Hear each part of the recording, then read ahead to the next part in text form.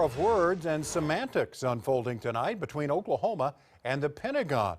That's because President Biden mandated military members be vaccinated against COVID. However, the Oklahoma National Guard taking their orders from Governor Kevin Stitt instead. News 4's Austin Brissett on the story. And Austin, this was even brought up today in D.C. at a Department of Defense briefing about Oklahoma. Yeah, that's right, Kevin. It all started with last weekend's news release. The Oklahoma National Guard saying they're going to follow Governor Kevin Stitt's orders, citing U.S. code. Now the Department of Defense responded, saying they have the authority to mandate the vaccines regardless.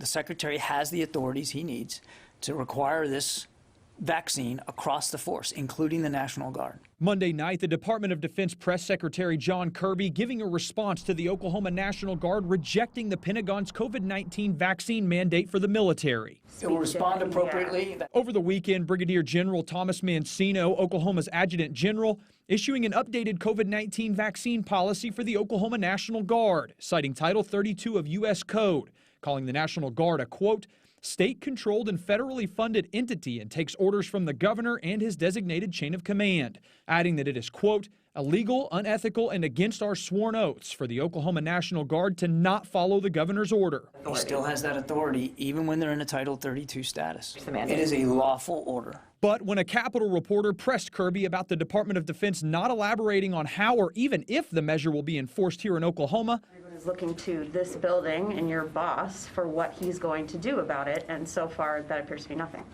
I don't think that's a fair way of putting it, Megan. He only just got this letter from the governor of Oklahoma last week. I'm not going to speculate. Hopefully it won't come to that. Governor Kevin Stitt's order listing no repercussions for those who don't get vaccinated. Brigadier General Mancino also pointing to Title 10, where the president mobilizes the National Guard, saying, quote, until a guardsman is activated under Title 10, they follow the lawful commands of the governor of the state of Oklahoma. The Department of Defense still disagreeing. And they are subject to that order. It's important that they get the vaccine so that they can be a more ready force. Now again, the Department of Defense would not elaborate on how they plan to enforce the measure, if they plan to pull funding or anything of that nature, only saying that the Defense Secretary will respond appropriately.